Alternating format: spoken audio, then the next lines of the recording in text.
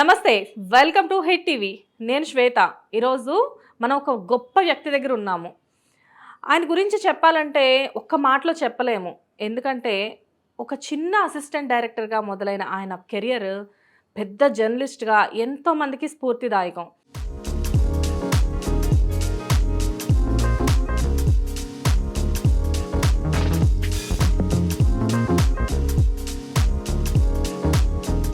దర్శకరత్న దాసరి నారాయణరావు గారితో ఆయన వర్క్ చేశారు. అంటే ఆయన పెట్టిన ఒక ఆణి ముత్యం అని చెప్పాలినా. ఎందుకంటే ఈయన గురించి చెప్పడానికి అసలు ఒక్క మాట సరిపోదండి. ఎందుకంటే ఎంతోమందికి స్ఫూర్తిదాయకం, ఎంతోమందికి ఇన్స్పిరేషన్. ఒక జర్నలిస్ట్గానే కాదు, అసిస్టెంట్గా స్టార్ట్ అయిన ఆయన కెరియర్తో పాటు మూవీస్ అవనివ్వండి, సీరియల్స్ అవనివ్వండి, ఎన్నో డైరెక్షన్స్ చేస్తూనే ఆయన శూన్యం నుండి శిఖరాగ్రాలకు అని చెప్పేసి ఒక గొప్ప పుస్తకాన్ని మన ముందుంచారు. అది ఎంత హిట్ అయిందో ఈ మధ్యకాలంలో ఎవరికి చెప్పాల్సిన అవసరం లేదు. ఆయన ఎవరో కాదు, శ్రీ శ్రీ శ్రీ శ్రీ ప్రభు గారు. నమస్తే ప్రభు గారు. నమస్తే. అంటే ఇంటర్వ్యూలో బిగినింగ్ లోనే 2 ఎడిటింగ్లు చేస్తున్నాను. నేనే చేస్తున్నా. మీరే చేస్తున్నారా? చెప్పండి సార్. గొప్ప వ్యక్తి అని ఎడిట్ చెప్పావు. అది ఎడిట్ డిలీట్. తర్వాత వచ్చేసి శ్రీ శ్రీ శ్రీ శ్రీ ప్రభు గారు లేదు, ఓన్లీ సింపుల్ గా ప్రభు గారు. ఇది ఎడిటింగ్. సారీ సార్, మీరు ఏది చెప్పినా మేము వింటాము. బట్ ఇలాంటి విషయాల్లో మాత్రం మీరు మా మాటే వినాలి. ఎందుకంటే మా మనసులో ఉంది మాత్రమే మేము మీకు చెప్తున్నాము. ఎందుకంటే నిజంగా ఎంతో మందికి స్ఫూర్తిదాయకం మీరు. ఎక్కడి నుంచి ఎక్కడికి సార్ మీ ప్రస్థానం? అండ్ చెప్పాలంటే ఒక మనిషిని చూసినప్పుడు, ఒక గొప్ప వ్యక్తిని కలిసినప్పుడు మనకు ఒక పాజిటివ్ వైబ్రేషన్స్ అనేవి కలుగుతూ ఉంటాయి. మీరు మీ ఇంటికి ఆహ్వానించారు మమ్మల్ని. అసలు నిజంగానే ఇంట్లోకి రాగానే మీకు అంటే ఇన్ ఫ్రంట్ ఆఫ్ కెమెరా కాదు, నేను మీకు పర్సనల్గానే చెప్పాను, ఇంట్లోకి రాగానే సమ్ పాజిటివ్ వైబ్రేషన్స్ వస్తున్నాయి సార్ అని చెప్పేసి. అట్ ది సేమ్ టైం మిమ్మల్ని చూసినప్పుడు అంటే ప్రభు గారి దగ్గర కంటే కొంచెం భయపడ్డాను నిజంగా. ఎందుకంటే మీరు నాకు తెలిసినా కానీ ఆయన అసలు ఎలా రిసీవ్ చేసుకుంటారో అని చెప్పేసి చాలా భయపడ్డాను. కానీ సో సింపుల్, ఎక్కడా కూడా ఇది కనిపించట్లేదు. డౌన్ టు ఎర్త్ అన్నట్టున్నారు మీరు. Thank you sir, thank you. Really it is very honour. ఎందుకంటే మీరు ఒక ఛానల్లో వర్క్ చేస్తూ, డిజిటల్ ఛానల్లో మళ్ళీ మాకు ఇంటర్వ్యూ ఇవ్వడం అనేది నిజంగా మేము మా అదృష్టంగా భావిస్తున్నాం. Thank you so much first of all దానికోసం. సార్ ఎలా ఉన్నారు? ఇంటర్వ్యూలు చేసేవాడిని, ఇంటర్వ్యూ ఇస్తే నిజంగా అదే సార్, నేను అదే చెప్పబోతున్నాను. అసలు ఇది ఎంత అంటే నిజంగా ఇది చాలా గొప్ప విషయం. ప్రతి ఒక్కరిని, ఎంత పెద్ద పెద్ద సెలబ్రిటీస్నైనా మీరు ఇంటర్వ్యూస్ చేస్తారు. ప్రభు గారు అంటే వాళ్ళు పరిగెత్తుకుంటూ వస్తారు. అలాంటి ప్రభు గారిని నేను ఇంటర్వ్యూ చేయబోతున్నానంటే ఇది నిజంగా సూపర్ అంటే సూపర్ సార్. నా దృష్టిలో మట్టుకు ఇది అదృష్టంగా భావిస్తున్నాను నేను. Thank you sir, thank you so much. అసలు మీరు నన్ను మీ ఇంటికి పిలిచి మరీ ఇంటర్వ్యూ ఇస్తున్నందుకు, అండ్ మీ ఇల్లంతా కూడా మాకు చూపెట్టారు. నిజంగా అంటే ప్రభు గారే కనబడుతున్నారు ఎక్కడ చూసినా. At the same time madam అనుకోకుండా ఊళ్ళో లేకపోవడం, మేడం కూడా ఉంటే చాలా బాగుండేది. బట్ మేడం వచ్చాక మళ్ళీ ఇంకొక ఇంటర్వ్యూ ఇవ్వాలి మీరు. సెకండ్ ఇంటర్వ్యూ మీరు మాట్లాడరా? అంటే మేడం ముందు మీరు మాట్లాడరా? అదే కదా. అదేంటి సార్, బయట అందరూ హోమ్ మినిస్టర్, హోమ్ అంటే తనదే, ఇదంతా తన మినిస్ట్రీ. హౌస్ కీపింగ్ అని ఇంటిని ఇంత శుభ్రంగా, ఇంత టైడీగా హౌస్ కీపింగ్ లో తను she's a wonderful lady. Madhavi కనబడుతుంది కదా సార్ అసలు ఆ ఇల్లు. ఇల్లు చూసి ఇల్లాలని చూడమంటారు కదా, ఆ విధంగా తను she's the queen of this house. ఇల్లు చూసి ఇల్లాలని చూడు అంటే అది నిజం సార్. కాకపోతే మేడం లేనప్పుడు కూడా ఇల్లు ఇంత నీట్ గా పెట్టుకోవడం మీ క్రెడిట్ కూడా. ఇంట్లో ఎక్కడా కూడా కొంచెం కూడా ఏలేదు, ఆడ చేసి శుభ్రంగా నీట్ గా చేసి పెట్టిన ఇంట్లో మనం జడగొట్టుకున్నట్టే చాలు. అంతేనా? Okay sir. సో చెప్పండి, అసలు ఎలా మీ ప్రయాణం ఎలా మొదలైంది? ప్రయాణం ఉన్నది మా నేటివ్ ప్లేస్ మాచర్ల, మా గుంటూరు జిల్లా మాచర్ల. నేను అక్కడ 10th క్లాస్ ఇంటర్మీడియట్ ఇంగ్లీష్ ట్యూటర్గా చేసేవాడిని. అట్ ద సేమ్ టైం పగలపూటేమో ఈ పెస్టిసైడ్స్ కంపెనీస్, డెమోక్రాన్, ఓక్రాన్ మందులు ఉంటాయి కదా పొలాల్లో వేసేటి, క్రిమి సంహారక మందులు అంటారు పెస్టిసైడ్స్. ఆ పెస్టిసైడ్స్ కంపెనీకి రిప్రజెంటేటివ్గా చేసేవాడిని. కానీ మాచర్ల అనేది ఒక చిన్న టౌన్, బాగా పెరిగింది మా మాచర్ల. కానీ అప్పట్లో చిన్న టౌను. ఇక ఇదే నా జీవితం, ఇంతకు మించి ఎదుగుదల ఉండదా? దిస్ ఈజ్ నాట్ నాకు ఉన్నటువంటి ఇంట్రెస్ట్లకి, టాలెంట్ అన్న నాకున్నటువంటి ఇంట్రెస్ట్లకి, నాకున్నటువంటి అవుట్లుక్కి I can expand myself అనేది అనిపించి one fine evening jump to Chennai. Macherla to Chennai. అసలు మీకు అప్పటికి మెడ్రాస్. అప్పుడు అసలు మీకు ఎప్పుడు అనిపించింది సార్ నేను డైరెక్షన్ చెయ్యాలి, డైరెక్షన్ డిపార్ట్మెంట్లోకి నేను వెళ్ళాలి అని చెప్పేసి? డైరెక్షన్ డిపార్ట్మెంట్కి వెళ్ళాలంటే అదే ఆ ప్రయాణమే డైరెక్షన్ డిపార్ట్మెంట్ వెళ్ళడం కోసం చేసిన ప్రయత్నం. అంటే ఒక మంచి అంటే హ్యాపీ 1980, నేను చెప్పేది 1985 నవంబర్ 17th ఎక్కేసా ట్రైన్. ఓకే, ఇంట్లో చెప్పారా చెప్పకుండా ఎక్కారా? చెప్పేది నాకు ఇక్కడ అది చాలా సఫికేటింగ్ గా ఉంది, నేను వెళ్ళిపోతాను, నేను చెన్నై వెళ్ళిపోతాను, మెడ్రాస్ వెళ్ళిపోతాను, అక్కడే సినిమా ఫీల్డ్కి వెళ్తానని చెప్పేసి వెళ్ళడం జరిగింది అన్నమాట. అంటే జనరల్ గా మీలాంటి గొప్ప గొప్ప వాళ్ళందరూ ఇంట్లో చెప్పకుండానే బిగినింగ్ లో వెళ్ళిపోతారని చెప్పి చెప్పకుండా పోయిన సందర్భాలు చాలా ఉన్నాయి, అలా ఎక్కడికి పోయామో కూడా తెలియకుండా పోయిన సందర్భాలు చాలా ఉన్నాయి. ఈసారి మాత్రం చెప్పే వెళ్ళాను, ఇలా వెళ్తున్నాను సినిమా ఫీల్డ్కి అని చెప్పి వెళ్ళాను. 1000 రూపాయలు జేబులో వేసుకుని చెన్నై వస్తుంది, మెడ్రాస్ పర్వాలేదు. 1985 లో మీరు చెన్నై వెళ్తే ఆ టైంలో అది ఇంట్లో భయపడి ఉండాలి, ఎందుకంటే ఇక్కడ మాచర్ల అనే ఒక గ్రామంలో మీరు చేసుకునే చిన్నపాటి బిజినెస్ అనుకుందాము, జాబ్, దాన్ని వదిలిపెట్టి మీరు చెన్నై వెళ్తానంటే ఇంట్లో అంత తేలిగ్గా ఒప్పుకున్నారా? ఎవరు ఒప్పుకుంటారు, వింటారు అనేటువంటిది లేదు కదా, నేను వెళ్తున్నా అంతే. మా నాన్నగారు డాక్టర్, ఆయన నా చిన్న వయసులోనే చనిపోయారు.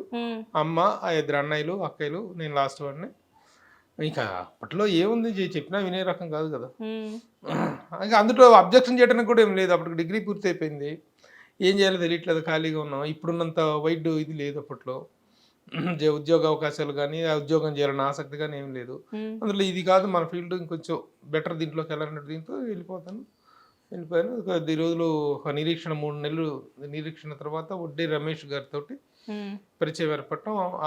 ముందు దాసనారాయణ గారితో పరిచయం, అదే పరిచయం అంటే వెళ్ళి అడగటం జరిగింది. నేను అసలు ట్రైన్ ఎక్కే ముందర మీరు ఎవరిని కలుద్దామని వెళ్ళారు? మీకు ఎవరు తెలుసు? బ్లైండ్ సెయిలింగ్, అదే ఎవరు తెలియదు. ఎవరు మెడ్రాస్ అంటే అదొక అసలు మొత్తం అంతా అదొక డిఫరెంట్, అంటే తెలుగు, హిందీ, ఇంగ్లీష్ 3 భాషల్లో మీ ప్రావీణ్యం మాకు తెలుసు. సో ఆ టైంలో మీకు తమిళ్ వచ్చా?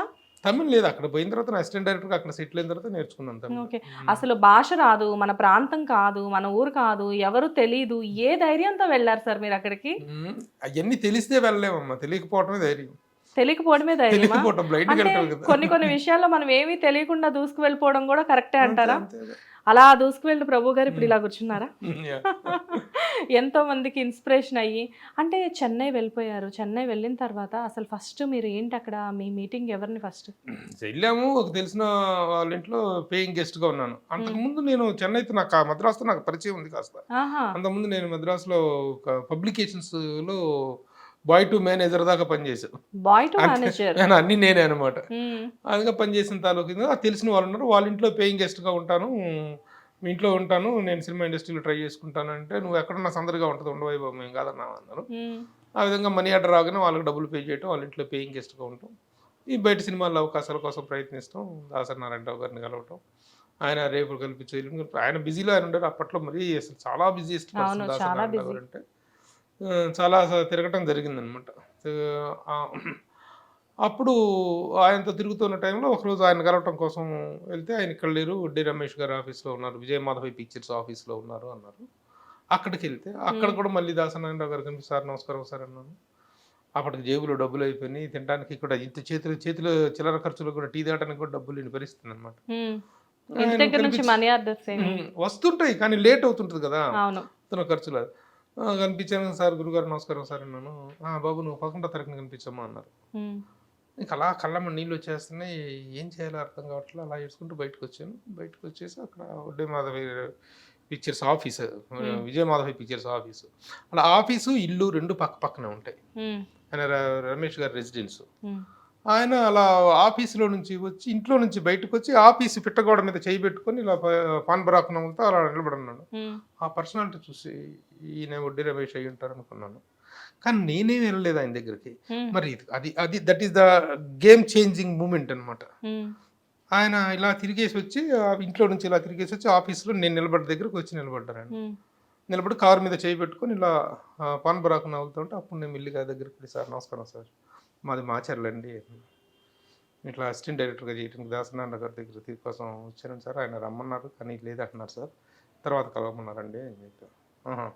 ఎంత వేరే ఏం మాట్లాడలేదు.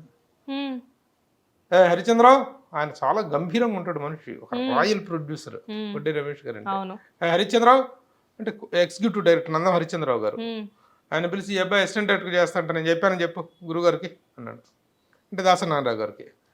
అంటే ఆయన ప్రొడ్యూసర్ ఆ సినిమాకి. కరెక్టే, కానీ అప్పుడే కలిసి జస్ట్ అప్పుడే ఒక వేరే మాట. మాట లేదు సార్. ఇట్లా మాచర్ల అంటాం కొంత ఫిక్స్ అయింది, ఎందుకంటే వాళ్ళకి మాచర్ల వాళ్ళ సామ్రాజ్యం. ఓ వడ్డే రమేష్ గారు, విజయమాధవి అక్కడ సాయిబాబా ట్రాన్స్పోర్ట్, లారీ ట్రాన్స్పోర్ట్ అని వాళ్ళకి 200 పైగా లారీలు ఉండేవి. Okay. Macherla KCP cement first loaders వీళ్ళే. కాబట్టి మాచర్ల తరంతో మాచర్ల అంటంతో చిన్న ఇది ఏర్పడింది. ఆయన కరెక్ట్ అయ్యారు అక్కడ. అంటే ఆయన ఎవరో అనుకోకండి, ఆయన మన వడ్డే నవీన్ గారి తండ్రి గారు విజయమాధవి పిక్చర్స్ అధినేత. అంటే అసిస్టెంట్ డైరెక్టర్గా ప్రొడ్యూసరే ఓకే అన్న తర్వాత ఇక డైరెక్టర్కి ఏమి పెద్ద అబ్జెక్షన్ ఉండదు. ఎందుకంటే ప్రొడ్యూసర్ మీద ఎక్స్ట్రా భారం వేస్తామని చెప్పేసి కదా డైరెక్టర్లు అవకాశాలు లేకుండా పోతుంటారు, ఇవ్వలేకపోతుంటారు. ప్రొడ్యూసరే ఓకే అనేటప్పుడు ఓకే అన్నారు. ఆ విధంగా నేను అసిస్టెంట్ డైరెక్టర్గా చేరినటువంటి తొలి సినిమా విశ్వనాథ నాయకుడు. అసలు నేను ఏ సినిమాగా చేస్తున్నానో కూడా నాకు తెలియదు, నన్ను ఏ సినిమాకి అసిస్టెంట్ డైరెక్టర్గా పెట్టుకున్నారో కూడా నాకు తెలియదు. ఆఫీస్లోకి వెళ్ళి మొత్తం ఫైల్స్ గీల్స్ అన్ని ఇది అబ్బాయిని అసిస్టెంట్ డైరెక్టర్గా పెట్టుకున్నారని చెప్పి డైరెక్షన్ డిపార్ట్మెంట్కి అప్పచెప్పారు. అప్పుడు చూస్తే విశ్వనాథ నాయకుడు తొలి సినిమా. ఆ కాస్టింగ్ చూసి కళ్ళు తిరిగిపోయినాయి నాకు. కృష్ణ గారు, సూపర్ స్టార్ కృష్ణ గారు, రెబల్ స్టార్ కృష్ణరాజు గారు, నడిగర తిలకం శివాజీ గణేషన్ గారు, జయప్రద, ఇక మహా నటులందరూ ఉన్నారు దాంట్లో. మొదటి సినిమాలోనే గొప్ప గొప్ప వాళ్ళందరితో మీరు కలిసి పనిచేశారంటే. అయితే ఆ సినిమా ఏమైందంటే కొన్ని కారణాల వల్ల లేట్ అయింది షూటింగ్ అంతా. సంవత్సరంన్నర పాటు జరిగింది. ఈ సంవత్సరంన్నర పాటు జరగడంతో షూటింగ్ పాటు అందరూ కో డైరెక్టర్లు, అసోసియేట్ డైరెక్టర్లు అందరూ మానేశారు. వాళ్ళు వేరే వేరే షూటింగ్కి వెళ్ళిపోయారు. నేను ఒక్కడిని మిగిలిపోయా. ఒక సింగిల్ హ్యాండెడ్గా నందం హరిశ్చంద్రరావు గారు ఎగ్జిక్యూటివ్ డైరెక్టర్, నేను, మేమిద్దరమే ఆ సినిమా మొత్తం, అంటే అసిస్టెంట్ డైరెక్టర్కే ఉంటుంది భారం అంతా. ఆ సింగిల్ హ్యాండెడ్గా ఫినిష్ చేశాను ఆ సినిమా. ఒకసారి కృష్ణ గారితో డబ్బింగ్ చేపిస్తాం, కృష్ణరాజు గారికి డబ్బింగ్ చేపిస్తాం, శివాజీ గణేష్ గారి కోసం జగ్గయ్య గారితో డబ్బింగ్ చేపిస్తాం. ఈ విధంగా ఒక ఫస్ట్ అప్రెంటిస్గా చేసినట్టు తెలుగు సినిమాకి విపరీతమైనటువంటి ఎక్స్పీరియన్స్ రావటం, ఇంతమంది ప్రముఖులతో కలిసి పనిచేయటం గొప్ప ఆపర్చునిటీగా అయింది. అసలు ఎలా ఉందంటే సార్, ఇది కూడా ఒక సినిమాలానే ఉంది. ఎందుకంటే ఒక పర్సన్ అంటే అంత అంత గొప్ప వ్యక్తి, మీరు ఒక నాకు తెలిసి చిన్నపిల్లోడే మీరు అప్పుడు కదా, డిగ్రీ అయిపోయింది అంతే కదా, చాలా చిన్నపిల్లలం కానీ 25 years. అదేలే సార్, అంటే ఏం తెలుసు అప్పుడు వెళ్ళారు. వెళ్ళి ఆ టైంలో మీరు కనబడడం, ఇలా మాచర్లా అని చెప్పడం, ఆ ఛాన్స్ రావడం ఎక్స్పెక్ట్ చేశారా? అంత పెద్ద సినిమాకి మీరు వర్క్ చేస్తాను అని అసలు తెలియదు. సెట్ లోకి వచ్చిందాక షూటింగ్ హైదరాబాద్, మరుసటి జరిగిన మరుసటి రోజునే హైదరాబాద్ ప్రయాణం. టికెట్ ఇచ్చారు, 30 రూపాయలు చేతిలో పెట్టారు, ట్రైన్లో కూర్చోమన్నారు. వచ్చాను. ఇక్కడికి వచ్చిన తర్వాత తీసుకెళ్తే కార్లు వచ్చినాయి స్టేషన్కి. కార్లు వస్తే ఎక్కడికి వెళ్తామో తెలియదు, అసలు ఎవరితో పరిచయం లేదు యూనిట్లో. అసలు మీకు ఏమీ తెలియదు, బ్లైండ్ గా అలా వెళ్ళిపోయారు అంతే. వచ్చాను అన్నపూర్ణ హోటల్ అన్నపూర్ణ అంటే అప్పటికి పెద్ద star hotel, 3 star hotel Annapurna hotel అండి. ఈ హోటల్స్ ఏవి లేవు, ఈ తాజ్ బంజారాలు, తాజ్ కృష్ణాలు, ఈ హోటల్స్ ఏవి లేవు. అదే పెద్ద హోటల్, దాంట్లోనే దాసనారాయణ గారు స్టే చేసేవాళ్ళు. ఏ పెద్ద స్టార్ వచ్చినా దాంట్లోనే, అదొకటి అశోక హోటల్ ఉండేది, అక్కడే స్టే చేసేవాళ్ళు. అక్కడ రూమ్ ఇచ్చారు మాకు డైరెక్షన్ డిపార్ట్మెంట్. సార్ ఆకలి వేస్తుందండి, నాకు ఆకలి వేస్తే ఆర్డర్ ఇవ్వు అన్నాడు. నా దగ్గర డబ్బులు లేవండి అన్నా. పిచ్చుడు డబ్బులు ఇచ్చేది ఎంత, ప్రొడ్యూసర్స్ వాళ్ళు వచ్చి అకౌంట్ తీసుకుని వెళ్తారు, ఒక సంతకం పెడితే సరిపోదు అన్నారు. అంత ఇన్నోసెంట్ ఇదిలో చేరాల్సి వచ్చింది. మీకు అంటే ఈ ప్రొడక్షన్ లో ఉంటే ఫుడ్ అది వాళ్ళే పెడతారు అని కూడా తెలియదు. ఖర్చులన్నీ వాళ్ళే పెట్టుకుంటారు, మనల్ని ప్రొడక్షన్ అంటే మొత్తం చూస్తారు వాళ్ళే, నిర్మాత ఇదంతా భరిస్తారు అన్న విషయం కూడా తెలియదు. సరే ఆ విధంగా ఫిబ్రవరి 4th 1986 డేట్ కూడా, డేట్లన్నీ నాకు బాగా గుర్తు, ఎందుకంటే మీ జీవితంలో ఎక్కడెక్కడ స్టెప్స్ టర్నింగ్ అనేటువంటిది. సో అది జరిగిందేమో ఫిబ్రవరి 1st. ఫిబ్రవరి 4th హైదరాబాద్ లో అన్నపూర్ణ స్టూడియోలో విశ్వనాథ నాయకుడు తొలి cinema first shot opening. Apprentice గా ఫైల్స్ పట్టుకొని, క్లాప్ బోర్డు పట్టుకొని ఉన్నట్టు. ఆ విధంగా అసిస్టెంట్ డైరెక్టర్ గా కెరీర్ స్టార్ట్ అయింది. ఆ తర్వాత బ్రహ్మనాయుడు, నేనే రాజునుండే మంత్రి, వెంకటేష్ బ్రహ్మపుత్రుడు సినిమా, కొత్త కళ, ఫ్లాష్, ప్రజానాయకుడు, ఇలాంటి సినిమాలకు ఆయన దగ్గర పనిచేయడం జరిగింది. తర్వాత కొంతకాలానికి గ్యాప్ వచ్చింది, ఎందుకంటే దాసనారాయణరావు గారు అంత బిజీ డైరెక్టర్, అంత పాపులర్ డైరెక్టర్.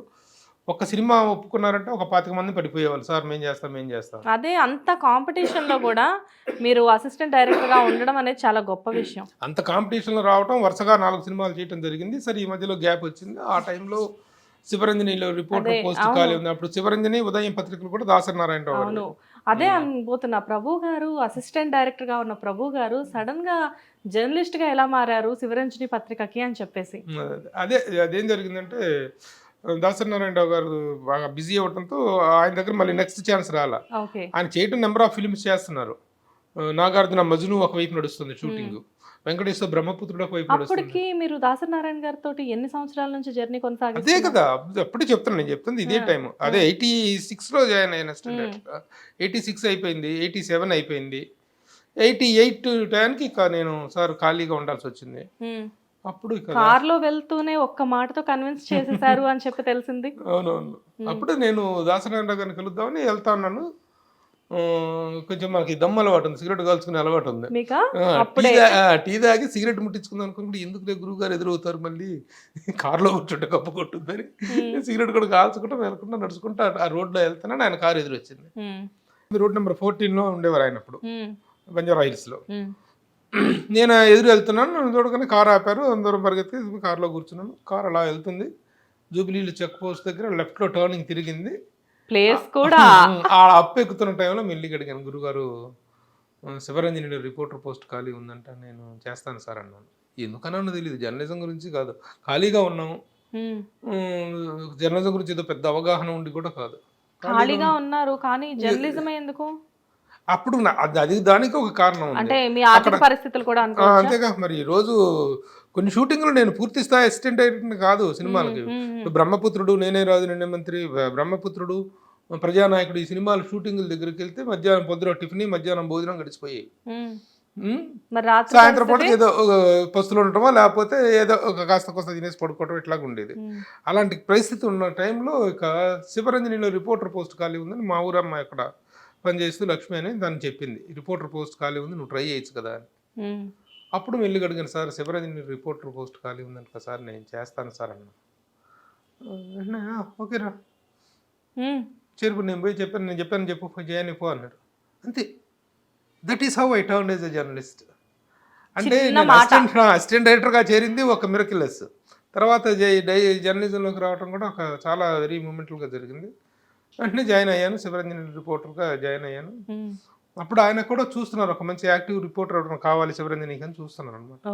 వెంటనే యాక్సెప్ట్ చేశారు, జాయిన్ అవ్వటం. జాయిన్ అయినా చూసిన అనుభవంతో నా అదృష్టం ఏంటంటే దాసరి నారాయణరావు గారి దగ్గర, తన దగ్గర పనిచేసే అసిస్టెంట్ డైరెక్టర్గా 2-3 సినిమాలు కాదు, 2-3 ఏళ్ళ దాకా కూడా వాడి పేరేంటో కూడా ఆయనకు తెలియదు. ఎవరో రికమెండ్ చేస్తారో సరే చేయండి అంటారు. అంతమంది అసిస్టెంట్స్ ఉండేవాళ్ళు, వాడి పేరేంటో కూడా ఆయన గుర్తుండదు.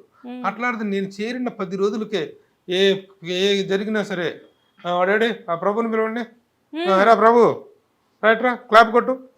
క్లాప్ అనేది ఒక సినిమా అయిపోయిందా క్లాప్ కొట్టి ఎవరి దగ్గరే రానివారు. అట్లాంటిది ఫస్ట్ సినిమాకి నాతో క్లాప్ కొట్టిస్తాం. ఆ విధంగా అంత ఇది జరిగింది నాకు. గొప్ప డైరెక్టర్ మీతో మీ పేరు గుర్తుపెట్టుకో, ఏదో సినిమా ముందు చిట్టెలుగా డాన్స్ లాగా ఉండేది నా పరిస్థితి. సో ఆ విధంగా శివరంజని రిపోర్టర్లో జాయిన్ అవ్వటం. శివరంజనిలో చేరిన 3 నెలలకి నా పేరు ఇండస్ట్రీలో మారుమోగిపోయింది. జర్నలిస్ట్ ప్రభు అంటాడు, భలే యాక్టివ్గా ఉన్నాడు, భలే బాగా ప్రెస్ మీట్స్లో బాగా ఎంటర్టైన్ చేస్తున్నాడు, బాగా ప్రశ్నిస్తున్నాడు. ప్రెస్ మీట్స్ లో కూడా మీరు వచ్చే వరకు కూడా ఎంతమంది అయినా వెయిట్ చేసేవారంట, అది నిజమేనా? సీనియర్స్ సైతం కూడా ఎదురు చూసేవారు. 6 నెలల్లోనే నా పేరు మారుమోగిపోయింది. ఏదైనా ప్రెస్ మీట్, ఆ రోజుల్లో ప్రెస్ మీట్ అంటే కేవలం 15-20 మంది ఉండేవాళ్ళు. ఒక రాసుకునే ప్రింట్ మీడియా ప్రెస్ తప్ప వేరే ఇలాగ ఎలక్ట్రానిక్ మీడియా, వెబ్సైట్లు, యూట్యూబ్లు ఇవన్నీ లేవు కదా. దాంట్లో అదే చేరిన కొద్ది రోజులకే నా పేరు బాగా మారిపోయి, ఏదైనా ప్రెస్ మీట్కి నేను వెళ్ళటం లేట్ అయితే ప్రభు లేకుండా ప్రెస్ మీట్ రానివ్వండి వెయిట్ చేద్దాం అని చెప్పేసి దాసనారాయణరావు గారు, రాఘవేంద్రరావు గారు, మోహన్ బాబు గారు, చిరంజీవి గారు వీళ్ళందరూ వెయిట్ చేసే సందర్భాలు ఉండేవి. ప్రభు వచ్చిన తర్వాత స్టార్ట్ చేద్దామని. అంత ఆదరణ లభించింది నాకు అనేది. మనకు గొప్ప కాదు అది, వాళ్ళ గుడ్ లుక్స్లో పట్టడం. ఎందుకంటే అంత పెద్ద పెద్ద సెలబ్రిటీస్ వాళ్ళు, ఇండస్ట్రీని శాసించగలిగినటువంటి మహా వ్యక్తులు వాళ్ళు, అలాంటి వాళ్ళు కూడాను వాళ్ళ గుడ్ లుక్స్లో పట్టడం అనేటువంటిది నా దృష్టి. కానీ ఎంత పెద్ద సెలబ్రిటీ అయినా కానీ మీరు ఎక్కడ గుక్క తిప్పుకోకుండా ప్రశ్నలు అడిగేవారు అని విన్నాం, అది ఎంతవరకు నిజం? అఫ్ కోర్స్ అది ఈ ప్రొఫెషన్లోకి వచ్చిన తర్వాత అంటే ఇంట్రెస్టింగ్గా అడగాలమ్మా. ప్రశ్న అనేటువంటిది ఒక రొటీన్ ఇది కాకుండా ఓకే, దాని ద్వారా మనకు ఎంత సమాచారం రాబట్టుకోవాలి, ప్రశ్నించడం అనేటువంటిది ఆ జాబ్. దాని ద్వారా ఎంత ఎంటర్టైనింగ్గా సినిమా అనేటువంటిది ఎంటర్టైనింగ్ జర్నలిజం. మనం ఎంత ఎంటర్టైనింగ్గా ఇన్ఫర్మేషన్ లాగలుగుతున్నాము, అడిగిన వాళ్ళు హర్ట్ అవ్వకుండా. మనం ఏదో రంధ్రాన్వేషణ చేస్తున్నాము, వీడు ఏదో నా కాలర్ పట్టుకుంటున్నాడు అని కాకుండా సరదాగా జోవియల్గా వాళ్ళ ఈగో సాటిస్ఫై అవుతూనే మన పని మనం రాబట్టుకోవటం అనేటువంటిది ఒక చిన్న లౌక్యము, చిన్న ఎంటర్టైనింగ్ నేచర్ అనమాట. అందువల్ల నాకు చాలా మంచి అప్లాజ్ వచ్చింది. విత్ ఇన్ 6 monthsలో నేను చాలా పాపులర్ అయ్యాను. సంవత్సరం తిరగకుండానే నేను ఫిలిం క్రిటిక్స్ అసోసియేషన్ జనరల్ సెక్రటరీగా. అవును, అది మేము కూడా విన్నాము. కానీ ఇంత ప్రయాణంలో ఇప్పుడు జర్నలిస్ట్గా ప్రభు గారు అంటే ఆ టైంలో తెలియని వాళ్ళు ఎవరూ లేరు. అంటే మీ నోటితో మీరు కూడా చెప్పారు, పెద్ద పెద్ద వాళ్ళు కూడా మీకోసం ఎదురు చూసే టైం అది. కానీ ఆ టైంలో మళ్ళీ ఎప్పుడు మీ పాత లైఫ్కి వెళ్ళాలి అనిపించలేదా? అసిస్టెంట్ లేదు, అది కిక్, అదొక కిక్. ప్రతి ఒక్కళ్ళు ఇప్పుడు నాగేశ్వరరావు గారి దగ్గరికి వెళ్తే ఇక్కడ ఓపెన్ డోర్, ప్రభు ఏమిటి రా అని చెప్పి ఆయనతో ఇమిటేట్ కూడా బాగా చేస్తున్నారు. నాగేశ్వరరావు గారితో అందరితో ప్రముఖులందరితో ఒక గొప్ప ర్యాపో ఏర్పడింది నాకు. నాగేశ్వరరావు గారు, ఒక రామానాయుడు గారు, ఒక ఎంఎస్ రెడ్డి గారు, ఒక దాసనారాయణ గారు, రాఘవేంద్ర గారు, మోహన్ బాబు, చిరంజీవి గారు, కృష్ణ గారు, కృష్ణరాజు గారు, వీళ్ళందరితో ఒక కుటుంబ సభ్యుడు అన్నంత విజయ నిర్మలా గారు మహాతల్లి నేనంటే ఎంత ఇష్టమో. ఇలాంటి మహానుభావులందరితోటి అద్భుతమైనటువంటి క్లోజ్ ఇది ఏర్పడటం, ఒక ఫ్యామిలీ మెంబర్ లాగా నన్ను ట్రీట్ చేయటం. సో అది ఇక కిక్, ఇక ఇప్పుడు డైరెక్టర్ మీదకి మళ్ళలేదు నా ఆలోచన. దీనికంటే గొప్ప ఇది మెగాస్టార్ చిరంజీవి గారు. మీకు పర్సనల్ గా లెటర్ కూడా రాశారంట కదా? అదే నేను శివరంజనిలో జాయిన్ అయినటువంటి 3 నెలలు 4 నెలలు ఆగస్టులో నేను జాయిన్ అయ్యాను. మేలో జాయిన్ అయ్యాను నేను, మా గురువు గారి బర్త్డే సందర్భంగా. చేరటం ఫిబ్రవరిలో చేరినప్పటికీ May 4th దాసనారాయణరావు గారి జన్మదిన సందర్భంగా అపాయింట్మెంట్ తీసుకోవాలని చెప్పి ఆగి ఆ రోజున అపాయింట్మెంట్ తీసుకున్నాను నేను గురువు గారి దీని గురించి తీసుకొని. అప్పటికి మేలో జాయిన్ అయ్యాను. May, June, July అయిపోయింది. ఆగస్టులో చిరంజీవి గారి బర్త్డే వచ్చింది. ఒక ఆర్టికల్ రాయమన్నారు చిరంజీవి గారి గురించి. నాకు తెలియదు, కొత్త కదా మీరు అప్పటికి, అప్పటికే ఇదిలో ఉన్నా కదా, చిరంజీవి గారు పెద్ద స్టార్, ఆయన గురించి నేను రాయను, నాకు తెలియదు. చిరంజీవి గారి పేరు చెప్తే రాష్ట్రం అంతా ఉర్రూతులోకిపోతుందమ్మా. Youth icon of the youth. అసలు ఆ టైంలో చిరంజీవి గారు అంటే అసలు ఏముంది చెప్పడానికి. 24 క్రాఫ్ట్స్ లో ఉన్న ప్రతి ఒక్కరికి కూడా చిరంజీవి గారితో పనిచేయడం అనేది ఒక టార్గెట్ అయిపోయింది. Had become the target of the industry. అలాంటి నేను రాయను అన్నాను. ఏదో ఒకటి రావయ్యా, పేజీ నింపాలి అన్నారు. అంటే అప్పుడు శివరంజని పత్రికకు ఉదయం వీక్లీకి 24 క్రాఫ్ట్స్ లో ప్రతి ఒక్కళ్ళు కూడా చిరంజీవి గారితో వర్క్ చేయాలి అని చెప్పేసి అనుకుంటారు అని మీరే చెప్తున్నారు. మరి మీకు ఆయన గురించి రాసే అదృష్టం దొరికినప్పుడు మీరు ఎందుకు దానికి కొంచెం హెసిటేషన్? అంటే ఆ స్థాయిలో తగ్గ నేను ఏదో ఒకటి మాత్రం నేను మొదటి నుంచి చెప్తుంటే, మనం ఒక ఆర్టికల్ రాసామంటే ఆర్టికల్ అంటే it must be very comprehensive. అది మీరు ఫ్లాటరీ లాగా ఉండకూడదు. ఒక సెలబ్రిటీ మీద ఒక ఆర్టికల్ రాస్తున్నామంటే ఆహా ఓహో అని చెప్పి బాగా టైప్గా కాకుండా, ఒక వ్యక్తి గొప్పోడైతే ఎందుకు గొప్పోడు అనేటువంటిది అనలైటికల్గా చెప్పగలగాలి, విశ్లేషణాత్మకంగా చెప్పగలగాలి. ఆ విశ్లేషణ నన్ను ఇది గుర్తింపు తీసుకొచ్చింది నాకు, అది చెప్పగలను నేను గర్వంగా. ఆ విధంగా చిరంజీవి అనేటువంటి వ్యక్తికి ఆ రోజున ఉన్నటువంటి స్థాయి ఏంటి, యూత్ అంతా ఆయన ఫాలో అవుతున్నారు, ఎంతగా ఇన్స్పైర్ చేస్తున్నారు యూత్ని, ఆ ఇదిలోనే రాశాను. చిరంజీవ సుఖీ భవ అని హెడ్డింగ్ పెట్టి, చిరంజీవ సుఖీ భవ అని హెడ్డింగ్ పెట్టి నేను ఆర్టికల్ రాశాను. ఆ రెండిట్లో ఆర్టికల్స్ చూసి 3 రోజులు మెడ్రాస్ నుంచి ఫోన్ వచ్చింది, ఎవరి ప్రభు ఇతని అడ్రస్ కావాలి నాకు అని. వస్తే అడ్రస్ పంపించాను. The third day I received a letter from Chiranjeevi. చెప్పాను ముందు కూడా, గతంలో కూడా ఇంటర్వ్యూ చెప్పాను. నేను రాసిన బుక్ లో కూడా, మీరు రాసిన బుక్ చదివాం మేము. ఆ బుక్ లో మీరు అది, ఆ లెటర్ లో ఏం రాసారో కూడా మీరు ఆ బుక్ లో రాయడం జరిగింది. ఆ లెటర్ ఉందా సార్ మరి ఇప్పుడు? నాకు నిజంగా వాటి విలువ తెలియదమ్మా. ఈ రోజున నేను రాసిన ఆర్టికల్స్, నేను చేసినటువంటి ఇంటర్వ్యూలు, వాటి తాలూకు ఇది రాసేవాళ్ళని పడేసేవాళ్ళ ఇవన్నీ వాళ్ళు అప్రిషియేట్ చేస్తే ఆహా ఓహో థ్యాంక్ యూ అనుకునేవాడిని తప్ప, అది పదిలం చేసుకోవాలన్నా బుద్ధి లేని వాడిని నేను. వాటిని భద్రపరుచుకోవాలని నిజంగా. అదే కాదమ్మా, చిరంజీవి గారి గురించి కాదు, ఇండస్ట్రీలో ప్రముఖులందరి గురించి నేను రాసిన ఇంటర్వ్యూలు, నేను రాసిన ఆర్టికల్స్ ఉంటే ఈ రోజు నాకు అది కోట్ల రూపాయలు ఆస్తే ఉండేది. ఇప్పుడంటే ఏమన్నా జరిగితే ప్రతిదీ గూగుల్లో సెర్చ్ చేస్తే వస్తుంది, లేకపోతే యూట్యూబ్ ఆన్ చేస్తే వస్తుంది. కాకపోతే ఏంటంటే అప్పట్లో ఏది జరిగినా కానీ ఖచ్చితంగా మీరు పదిలంగా దాచిపెట్టుకోవాల్సిన. గొప్పగా రాసిన ఆర్టికల్స్, ఒక్కొక్కరి గురించి నేను రాసిన ఇంటర్వ్యూలో ఆర్టికల్స్ ఎంత ఇంప్రెస్ అయ్యే వాళ్ళు. ఇప్పుడు ఎప్పుడైనా ఫీల్ అవుతుంటారా? చాలా ఫీల్ అవుతుంటాను నేను, చాలా ఫీల్ అవుతుంటా. Today's news paper is tomorrow's waste paper అన్నట్టుగా వాటిని అలా వదిలేసాను తప్ప వాటి తాలూకు విలువ. చిరంజీవి గారి దగ్గర ఉన్నాయండి కొన్ని ఇంటర్వ్యూస్, ఇప్పటికే ఆయన దగ్గర ఫైల్ ఉంటున్నా, ఇంటర్వ్యూస్ ఫైల్.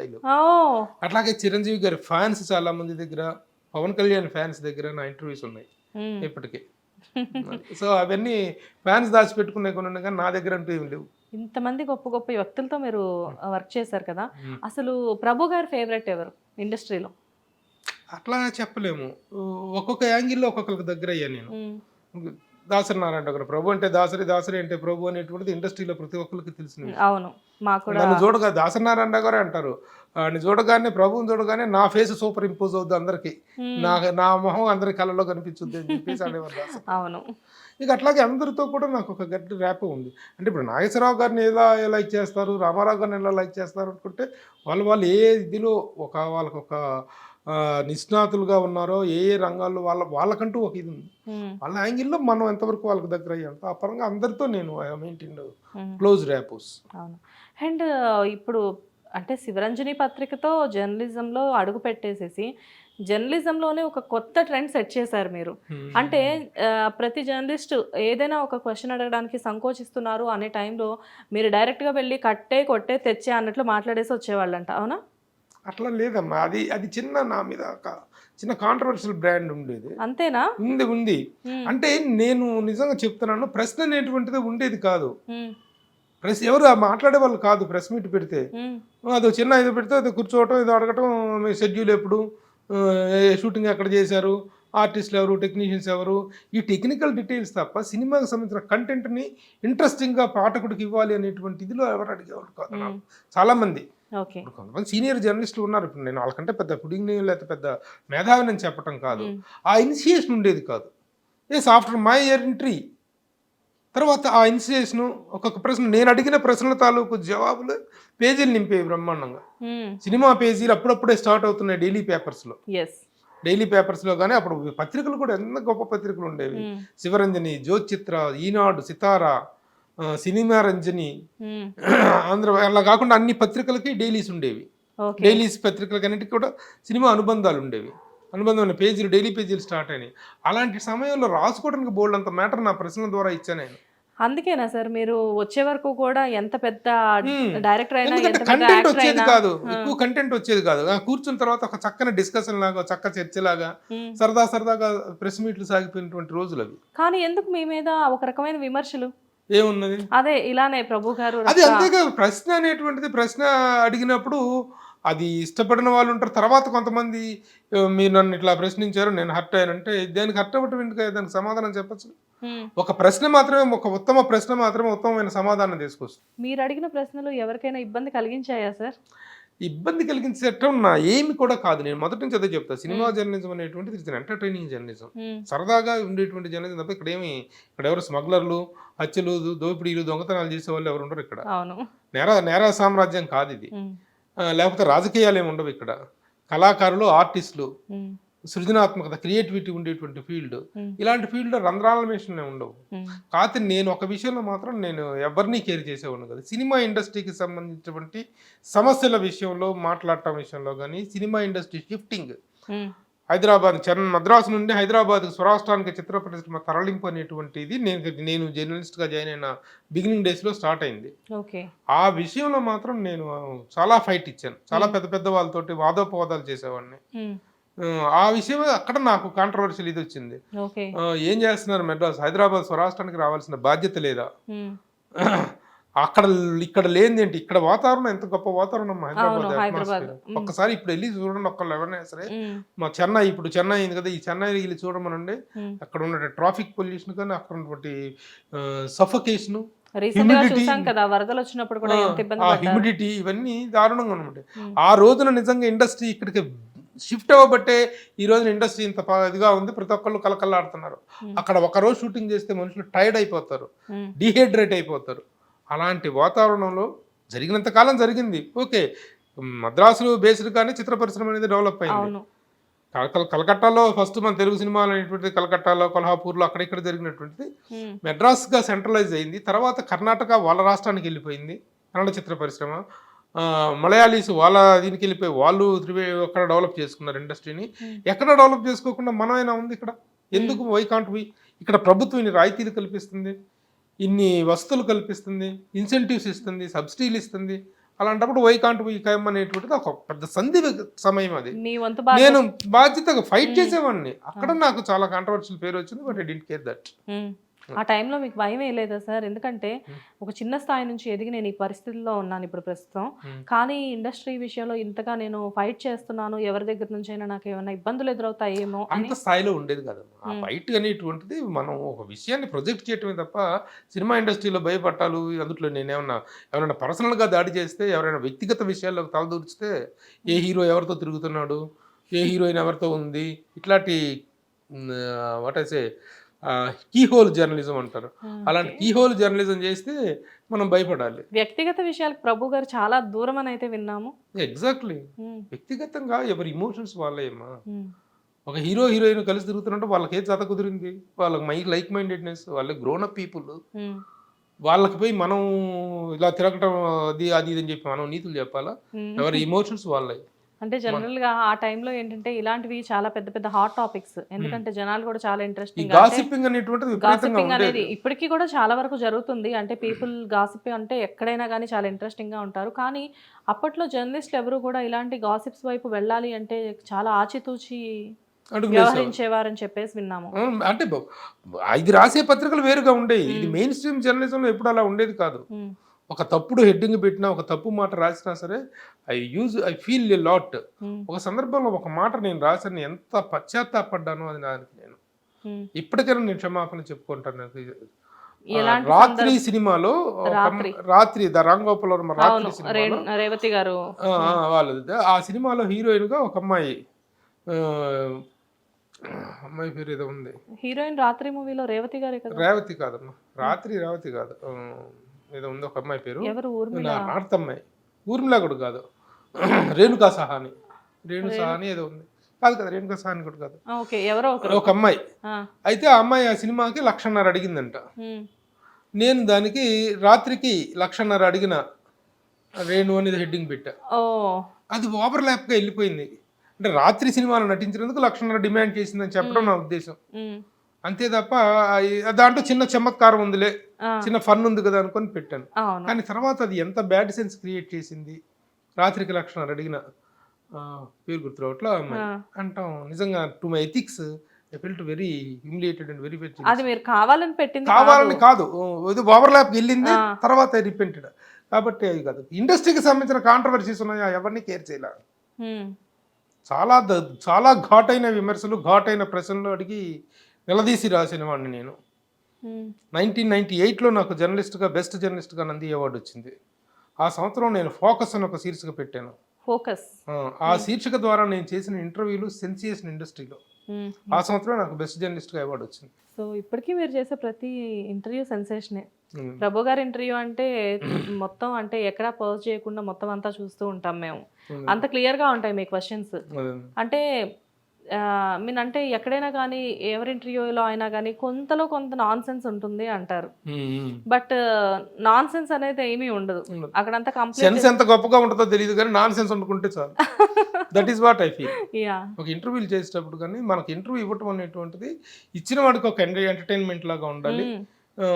ఇప్పుడు ఈ సెలబ్రిటీస్కి ఇంటర్వ్యూ ఇవ్వాల్సిన అవసరం ఏంటమ్మా? ఇప్పుడు మన ఇంటర్వ్యూ వల్ల వాళ్ళకేం స్టార్లు కాలేరు. వాళ్ళు స్టార్ అయ్యాక మనం ఇంటర్వ్యూలు చేస్తాం. వాళ్ళు స్టార్స్ అయిన తర్వాత, వాళ్ళు సంథింగ్ అయిన తర్వాతనే మనం ఇంటర్వ్యూలో అడుగుతాం. మనం ఆ ఇంటర్వ్యూ ఇవ్వటం అనేటువంటిది అతనికి ఒక ఎంటర్టైనింగ్ గా ఉండాలి, మనకి ఒక ఇదిలాగా ఉండాలి. అంతేగాని వీడికి ఇంటర్వ్యూ ఎందుకు ఇచ్చారా అని కొరితో తలగొక్కున్నట్టు ఉండకూడదు. Celebrity should not feel humiliated or uncomfortable with an interview. You must feel happy with the interview. That is what I feel. దాంట్లో భజన అంటారు కొంతమంది ఏమో డబ్బా అంటారు, అనుకోనివ్వండి. మా ఫీల్డ్ ఏంటి, దీనికి ఉన్న లిమిటేషన్స్ ఏంటి. ఎప్పుడైనా ఇలాంటివి మీ దృష్టికి వచ్చాయా సార్? అంటే మీరు ఒక గొప్ప ఇంటర్వ్యూ చేసినా కానీ దాన్ని ఓర్వలేని వాళ్ళు ఎవరో ఒకళ్ళు దాన్ని విమర్శించడం, ఇలాంటివి మీ దృష్టికి ఎప్పుడైనా వస్తుంటాయి? ఎందుకు ఉండదు? మనం చేసేటువంటిది ప్రతిదీ ఎలా అనిపిస్తుంది సార్? అసలు మీరు ఎలా ఫీల్ అవుతారు? వాళ్ళు మిస్అండర్స్టాండ్ చేసుకున్నారు అనుకుంటాం. అయినా ఈ రోజున మనం చేసిన ఇంటర్వ్యూస్ని కానీ వాటిని కానీ ఒక అనలైటికల్ దీంట్లో అప్రిషియేషన్ వస్తుంది, అలాగనే విమర్శించే వాళ్ళు ఉంటారు. వాడు అంటాడు, దాని కింద పెట్టే కామెంట్లు చాలా పనికి మళ్ళీ ఒకటి చూసి వదిలేస్తా, అసలు పట్టించుకుని కూడా పట్టించుకుని. ఒకడు పెడతాంటాడు, అర్థం పర్థం ఉండదు వాటికి, చాలా సెన్సిలెస్ గా అనిపించింది. కామెంట్స్ పెట్టే వాళ్ళు కంపల్సరీగా పైన ఇంటర్వ్యూని చూసే కింద కామెంట్స్ పెడతారు కదా. అంత పనిలేని వాళ్ళు ఇంటర్వ్యూ మాత్రం ఎందుకు చూడాలి సార్ అసలు? ఇంకా దానికి మనం అది ఒక రియాక్ట్ అయ్యేటువంటి విధానం కూడా కొంతమంది చాలా చండాలంగా రియాక్ట్ అవుతుంటారు. ముఖ్యంగా ఆడపిల్ల మా గురించి దాని గురించి కదమ్మా. ఒక ఆడపిల్ల ఒక యాంకర్ అయ్యి ఉండి ఒక ఇంటర్వ్యూ చేస్తుంటే కొంతమంది ఆడపిల్లలు అంటే కొంచెం ఎక్స్ట్రావగెన్సీగా మాట్లాడుతూ ఉంటారు. తెలిసి తెలియనితనం తప్ప. మన ఇంట్లో ఆడపిల్ల ఉంటే అలా అలా కామెంట్ చేస్తావా? ఆడపిల్లలు ముఖ్యంగా ఆడపిల్లల్ని చాలా చండాలపు కామెంట్లు పెడతారమ్మా. అది నాకు చాలా బాధగా అనిపిస్తుంది. మన మీద పెట్టే వాటిని వీ డోంట్ కేర్, ఎన్నెన్నో చూసావు ఇటన్నీ కామెంట్ కేర్ చేయాల్సిన అవసరం లేదు. ఆడపిల్లల గురించి రాసే మాటలు కింద పెట్టే కామెంట్లు మాత్రం చాలా కోపం తెప్పిస్తే బాధ కలిగిస్తాయి. సార్, సినిమా ఇండస్ట్రీ అంటే ఎన్నో ఎత్తుపల్లాలు, అంటే అంత ఈజీ కాదు ఈ సముద్రంలో ఈదడం. కానీ ఇన్ని సంవత్సరాల నుంచి మీరు ఇండస్ట్రీలో ఉన్నారు, అది ఎలా అయినా అవనివ్వండి, యాజ్ ఏ డైరెక్టర్ లేకపోతే జర్నలిజంలో కానివ్వండి, ఎలా అయినా మీరు ఉండనివ్వండి, ఎప్పుడైనా మీకు అబ్బా ఈ ఫీల్డ్కి నేను అసలు ఎందుకు వచ్చాను అని చెప్పేసి మీరు ఎప్పుడైనా బాధపడిన సందర్భాలు ఏమైనా ఉన్నాయా? ఈ ఫీల్డ్ కాకపోతే ఏ ఫీల్డ్కి వెళ్ళి ఉండేవాడిని? ఎక్కడ ఇంత కంఫర్ట్ ఉండేది నాకు? ఎక్కడ ఇంత పేరు వచ్చి ఉండేది? కానీ ఎక్కడోకక్కడ నేను చదివిందేమో పెద్ద బిఏలు ఎంఏలు లేకపోతే జాబ్ ఓరియంటెడ్గా చదవలేదు. నేను చదివింది బిఏ లిటరేచర్ చదివారు, ఆల్రెడీ ఒక జాబ్ చేసుకుంటున్నారు ఊళ్ళో. కాకపోతే ఏంటంటే అదే పెద్ద జాబ్ ఏం కాదు, అది పెద్ద ఇదేం కాదు. ఈ రంగుల ప్రపంచానికి వచ్చేసారు, వచ్చి కొన్నాళ్ళు కొనసాగుతుంది. ఏదో ఒక టైంలో ఎక్కడోకక్కడ మీరు ఏదో ఒక ఇబ్బంది పడుంటారా? ఏం పడలేదమ్మా. ఏం పడలేదా? ఫైనాన్షియల్ గా కొంత సఫర్ అయినటువంటి మాట వాస్తవం. ఈ ఫైనాన్షియల్ గా ఇండస్ట్రీ నాకు పెద్దగా ఇచ్చింది లేదు, నా దగ్గర తీసుకుంది ఎక్కువ ఉంది ఇండస్ట్రీ. ఎందుకంటే చాలా మందికి నేను పత్రిక సినీ స్టార్ పత్రిక అప్పు చేసి సినీ స్టార్ పత్రిక రన్ చేసినప్పుడు దాదాపు కొన్ని లక్షల రూపాయలు నాకు అడ్వర్టైజ్మెంట్ డబ్బులు రావాలి. చాలా పెద్ద పెద్ద ప్రముఖ సంస్థల దగ్గర నుంచి, ప్రముఖ వ్యక్తుల దగ్గర నుంచి. అవన్నీ అలా వెలిగిపోతాయి. ఆ విధంగా 3 సంవత్సరాలు నడిపిన తర్వాత పత్రికా నిర్వహణ అనేటువంటిది అడ్వర్టైజ్మెంట్ వస్తూనే ఉంటుంది. అడ్వర్టైజ్మెంట్ లేకపోతే పత్రికను రన్ చేయడం కష్టం. కానీ అడ్వర్టైజ్మెంట్లో అడగటం కోసం నా ఆత్మను చంపుకొని పోయి, పత్రిక నిర్వహణ కోసం ఆత్మను చంపుకొని పోయి అడ్వర్టైజ్మెంట్లు అడుగుకున్నటువంటి సందర్భం నాకు చాలా చాలా తల కొట్టేసినట్టు అనిపించింది. అంటే నాకు యాక్చువల్గా నా సీనియారిటీ ముందు, నా ఇది ముందు నిలబడటానికి కూడా వీలు లేనట్టు వాళ్ళు, ఎందుకు పనికిరాని వాడు అడ్వర్టైజ్మెంట్స్ కోసం ఎప్పుడైతే వెళ్ళామంటే ప్రభు సార్ అనేవాడు, ఏమైనా ప్రభు అనేటువంటి టోన్ చేంజ్ అని గమనించా. ఓకే, ఇది కాదు నా స్థాయి, కాదు నా ఆయుధం అక్షరం నా ఆయుధం. అలాంటప్పుడు వీళ్ళతో నేను ఇది పోయి అడుక్కోవాల్సిన అవసరం ఏంటని చెప్పి నేను పత్రిక క్లోజ్ చేశాను. కొన్ని లక్షల రూపాయలు ఆ రోజులు నేను నష్టపోయి పత్రిక క్లోజ్ చేశాను. నాకు హై డిమాండ్ ఆ రోజు నుంచి. నా అదృష్టం ఏంటంటే ఇంతవరకు నా లైఫ్లో ఇన్ని సంవత్సరాలు ఇన్ని పత్రికల్లో నేను చేశాను. నేను జాబ్ చేస్తాను, నాకు ఉద్యోగం ఇవ్వండి చెప్పి ఇంతవరకు నేను చాలా సంస్థల్లో పనిచేశాను. దాసనారాయణ గారు శివరంజని సూపర్ హిట్ పత్రికలో చేసి, మీరు అడిగింది కేవలం శివరంజని పత్రికలో మాత్రమే. శివరంజనిలో గురువు గారు అనటం తప్పితే తర్వాత నేను చాలా పత్రికల్లో, చాలా వెబ్సైట్స్లో, చాలా యూట్యూబ్ ఛానల్స్లో ఒకే సమయంలో websites, YouTube channels, satellite channels, print మీడియాలో పనిచేసిన వన్ అండ్ ఓన్లీ జర్నలిస్ట్. అన్ని 4 దగ్గర నుంచి జీతం తీసుకున్నవాడిని నేను సైమల్టేనియస్ గా. ఎలా సార్ అసలు? అంటే అంటే నాకు ఇదే సార్ అసలు, ఒక సంస్థలో మేము పనిచేస్తున్నప్పుడు పొద్దున్న నుంచి సాయంత్రం వరకు 4-5 ఇంటర్వ్యూస్ ఉన్నాయంటే అబ్బా అనిపిస్తుంది. కానీ మిమ్మల్ని చూస్తుంటే ఇన్ని సంస్థలతో మీరు అసోసియేట్ అయి ఉన్నారు, సైమల్టేనియస్ గా వర్క్ చేస్తూ జీతాలు తీసుకున్నా కానీ, ఎంత డబ్బులు వచ్చినా కానీ ఆ మొహంలో ఆ చిరునవ్వు కానివ్వండి, లేకపోతే ఆ ఫ్రెష్నెస్ కానివ్వండి, అది ఎలా మెయింటైన్ చేసుకుంటూ వచ్చారు మీరు? Positive thinking, yes, either in the personal life or in the professional life. Positive thinking is the best thinking that keeps us healthy, that keeps us smiling. మనకు ఒక సామెత ఉంది, until and unless you wear a smile on your face you are undressed అంటారు. ముఖం మీద చిరునవ్వు లేని వాడు ఒంటి మీద గుడ్డలు లేని వాడితో సమానం. అదంగా మనం రిసెప్టివ్గా ఉండాలి. సొసైటీ అనేటువంటిది మారిపోయినటువంటి ఇది తరుణం. ఇది అందరూ రిసెప్టివ్గా ఉండాలి, ఆనందంగా ఉండాలి. లెటర్స్ మనం ఎంతగా హ్యాపీగా ఉంటాం అదే లెన్స్లో మనం సొసైటీని చూస్తాం. ఆ పాజిటివ్ లెన్స్లోనే సొసైటీని చూస్తాం. ఈ ప్రయాణంలో మీ జీవితంలో మీ భాగస్వామి రావడం ఎప్పుడు జరిగింది? అదే జర్నలిస్ట్గా చేరాను 88లో, శివరంజనిలో చేరాను. 89లో మ్యారేజ్ అయింది. 89 May 31st మ్యారేజ్ అయింది. 25th అక్కడ మ్యారేజ్ అయింది. పిల్లలు 2 అమ్మాయిలు నాకు. చిన్న మనవడు కూడా ఉన్నాడు కదా? మనవడు మనవరాలు. ఆమె ఏంటి ఇంకా చిన్నదా? 12 years మనవరాలు. 12 years మనవరాలు ఉందా మీకు? ఓకే. యాక్చువల్గా మీ మనవడే నాకు ఈ మధ్యన తెలుసు. మీ మనవడిని చూసే నేను ఈయనకేంటి మనవడు అంటే అంత పెద్ద పిల్లలు ఉన్నారా? జనరల్ గా ప్రభు గారి పిల్లలు అంటే నేనేమనుకున్నానంటే మీ హెయిర్ స్టైల్, మీ డ్రెస్సింగ్ చూసి మేబీ కాలేజ్కి వెళ్ళే పిల్లలు, ఇంటర్మీడియట్ ఆ రేంజ్ పిల్లలు అనుకున్నా. పిల్లలకి పెళ్ళిళ్ళు అయ్యి వాళ్ళ పిల్లలు 12 సంవత్సరాల మనవరాలు ఉంది అంటే అవసరం నీకు అదంతా ఎందుకు గుట్టు లాగుతాను అంటే అది కాదు, లాగాలి కదా మరి. మేము తొందరగా ఓల్డ్ అయిపోతుంటే మీరు అలాగే ఇంకా ఉంటే మరి మాకు జెలస్ ఉన్నదా సార్ చెప్పండి. సో అసలు ఎలా, ఏంటి సీక్రెట్ ఏంటి, అసలు ఏం చేస్తున్నారు మీరు? Indiscipline is my discipline. నేను కరెక్ట్ గానే విన్నానా? ఇండిసిప్లిన్ ఈజ్ మై అదే నేను కరెక్ట్ గానే విన్నానా? కరెక్ట్ గానే విన్నా. నేను ఏమీ చేయనమ్మా. జనరల్ గా ఎదురుపూట ఎదురు వీలైతే కాసేపు వాకింగ్ చేస్తాను అంతే తప్ప నా లైఫ్లో డిసిప్లిన్ అంటే హానెస్టీ. ఇచ్చిన మాట తప్పకూడదు. ఎవరికైనా ఒక టైం ఇచ్చామంటే తప్పకూడదు. మన కారణంగా ఒకడు బాధపడకూడదు. పంచువాలిటీ. ఒకరిని మనం ఎప్పుడు మన కారణంగా ఒకటి లాభపడ్డాను, సంతోషపడ్డాను, హ్యాపీగా ఉన్నానని చెప్పటమే మనం థింకింగ్ తప్ప మన వల్ల ఒకడు బాధపడ్డాడు, ఒకరు కష్టపడ్డారు, నష్టపోయారు అనేటువంటి మాట నా లైఫ్లో, నా డిక్షనరీలో ఉండకూడదు. అదొక్కటే నా లైఫ్లో నేను పాటించే డిసిప్లిన్. ఇక వేరే ఏ విషయంలో డిసిప్లిన్ లేదు. తిండి విషయంలో లేదు, అలవాట్ల విషయంలో లేదు. I drink, I booze, I smoke. ఇదైతే నేను అడగలేదు, సారే చెప్పారు. ఏముంది, ఓపెన్ గా చెప్తున్నా. ఏముంది, అకేషనల్ గా ఐ బూజ్, అకేషనల్ గా రెగ్యులర్ గా ఒక చిన్న పాజిటివ్ స్మోకింగ్ ఉంది, అన్ని ఉన్నాయి. మేడంకి తెలుసు కదా? మేడంకి తెలియకుండా కొంత, తెలిసి కొంత. మేడం చూడండి, మా ఛానల్ ద్వారా మీకు సీక్రెట్స్ కూడా తెలుస్తున్నాయి ఇక్కడ. ఆవిడకి తెలియని సీక్రెట్ ఏమి లేవు. ఓకే, కాసి వడబోసింది నన్ను. అంటే అది మనం ఏం చేసినా మెడలో ఎముకలు వేసుకునేలాగా ఉండదు. మేడం అంటే భయమా? నిజం చెప్పాలి, నిజం చెప్పాలి. భయం లేదు అని చెప్పే అంత భయం లేదు నాకు. ఎందుకంటే I respect, not I obey, I respect. ఎందుకంటే ప్రభు గారు అంటే I don't heal but I respect. అది ఎందుకు, ఒక రెస్పాన్సిబుల్ హౌస్ వైఫ్ మనం చేసే పిచ్చి పనులు, తప్పుడు పనులు, బయట చేసే కోతేశాలు, వీటన్నిటికీ కళ్ళం ఎవరంటే వైఫ్. అందులో నా వైఫ్కి చాలా గట్టి కళ్ళం.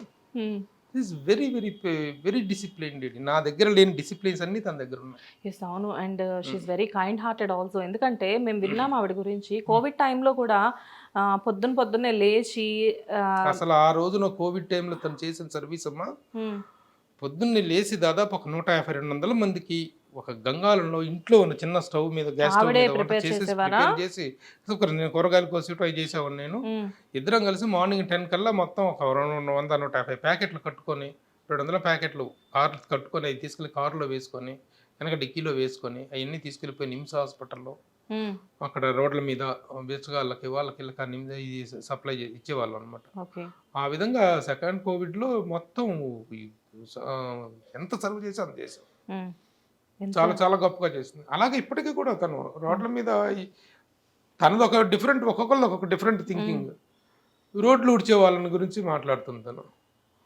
రోడ్లు ఉడిచే వాళ్ళు పొద్దున్నే లేచి మనం ఇంత రోత చేస్తాం రోడ్లని, ఇంత దరిద్రం చేస్తున్నారు, పొద్దున కొంచెం అద్దంలాగా తయారు చేస్తే మళ్ళీ సాయంత్రానికల్లా రోత చేస్తున్నారు, వాళ్ళ గురించి ఎవరు పట్టించుకోదని చెప్పి రోజు 200-300 తీసుకెళ్ళిపోయి వాళ్ళకి టీకే అని చెప్పేసి కనిపించిన వాళ్ళకల్లా చేస్తూ ఉంటుంది. అంటే ప్రభు గారేమో కంప్లీట్గా ఒక ఫీల్డ్లో ఉండేసేసి ఫీల్డ్కి సర్వీస్ చేస్తున్నారు.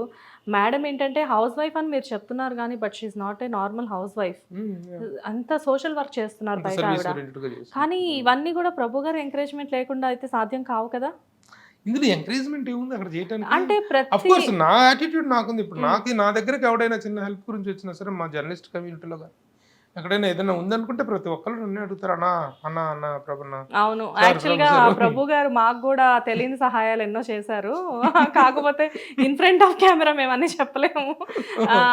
అండ్ పర్సనల్గా నేను మీకు చెప్పదలుచుకున్న ఒక విషయం చెప్తున్నాను సార్. ఇప్పుడు నేను ఎంతో మంది దగ్గర విన్నాను, మీతో పాటు వర్క్ చేసిన వాళ్ళు ఇప్పుడు చాలా మంచి పొజిషన్లో ఉన్నారు. వాళ్ళ పేర్లు అయితే నేను చెప్పను. కాకపోతే మీతో పాటు వర్క్ చేసి జాబ్ లేక ఖాళీగా ఉండి ఏం చెయ్యాలో దిక్కు తోచని స్థితిలో ఉన్నప్పుడు మంచిగా వాళ్ళని పెద్ద శాలరీస్, ఆల్మోస్ట్ మీతో పాటు ఈక్వల్ శాలరీస్తో ఉన్న డెసిగ్నేషన్స్లో మీరు సెట్ చేశారు.